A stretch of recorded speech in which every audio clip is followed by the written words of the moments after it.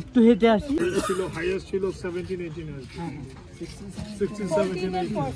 15 পরে 3 বছর 15, 16, 17 ওটা হচ্ছে নাইটমেয়ার এরা। কোনটা 14 সালের আগে 13 সালে দেখা গেছে গুমের সংখ্যা অনেক, 18 সালে ইলেকশন, তার আগে আবার গুমের সংখ্যা অনেক, আবার 21-এ তো সংশোধন দিয়েছিল, কিন্তু তারপরে দেখা যায় 14 সালে র্যাব ব্যানের যে বিষয়টা আসছে, বিরক্ত করার যে বিষয়টা আসছে, এটা সরকারের সিদ্ধান্তের উপর অপেক্ষা। আমাদের সুপারিশ ছিল, আমরা সুপারিশ করেছি।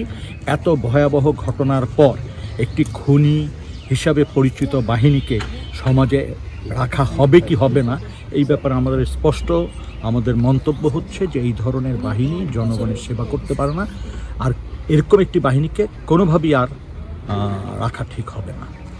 এবং পুলিশের কাজটি পুলিশকে দিয়েই করানো উচিত।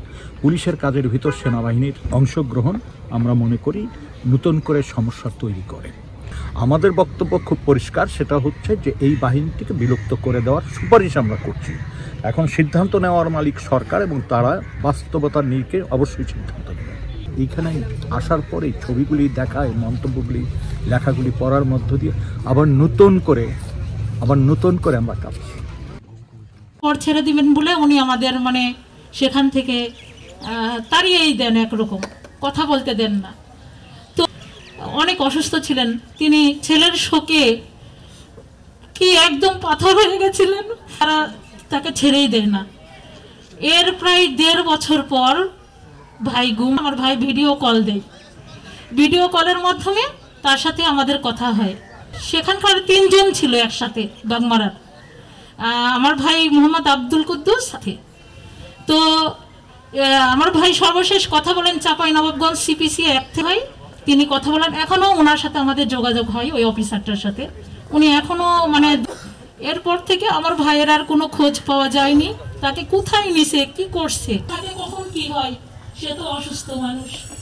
আমি আমার ভাইকে ফিরে পর খুবই আকুতি জানাচ্ছি। আর আসসালামু আলাইকুম। রাজশাহী বিশ্ববিদ্যালয়ের প্রো ভিসি আমাদের পরিচয় আমাদের মাঝে আছে, তার কাছ থেকে কিছু শুনবো।